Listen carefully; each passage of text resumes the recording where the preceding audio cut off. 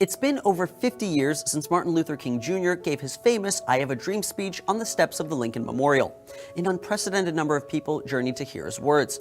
But the March on Washington didn't have a Facebook page, a White House petition, or a YouTube call to action. Activists relied on different means of communication to make their voices heard. Seeker Stories takes a look at the ways technology has influenced civil rights movements, from MLK to Black Lives Matter.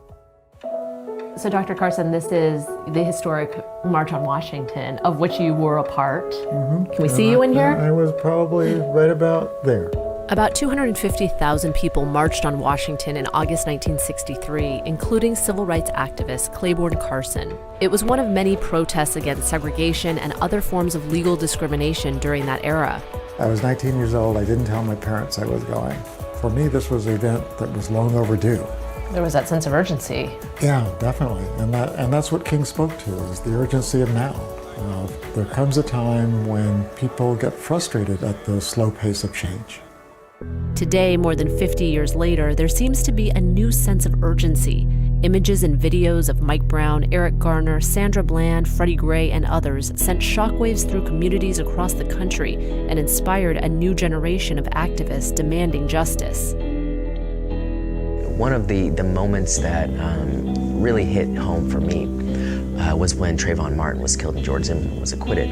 I saw myself in Trayvon Martin. You know, I was the kid who every single day would walk home, stop at 7-Eleven, buy some candy and a sweet tea. The reality that at any moment somebody could have come up, attacked and killed me, and the justice system wouldn't have done anything, it hit home. 25-year-old Sam Sinyangwe works with a team called We the Protesters to organize activists and to use social media to affect change. Sam, you tweeted last year there were protests in over 100 cities. That hasn't happened since 1965. It's a new civil rights movement, folks. What would you say is different about today's civil rights movement? One big key difference is the use of technology. How technology has been an instrumental tool in bringing folks together and scaling the work at a pace that really was unheard of in the 60s. The year since Mike Brown has been killed has seen over 3 times as many protests happening as 1965. And so this is a scale that really is unheard of in American history.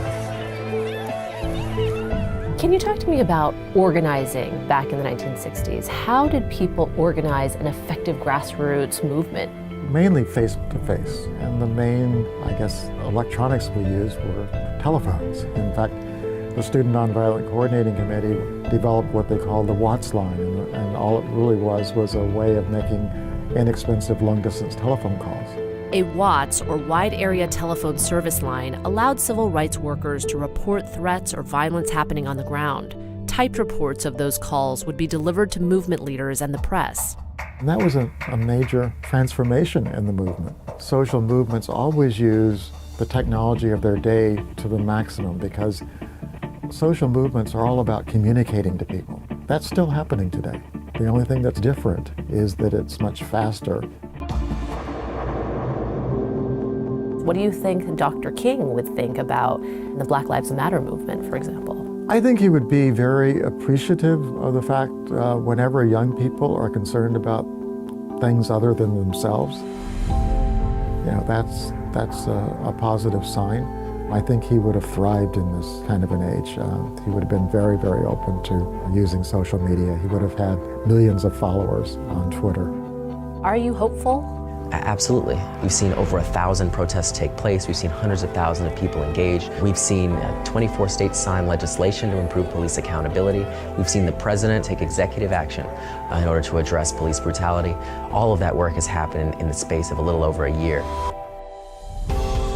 This is a moment of tremendous opportunity, but it is not something that is preordained.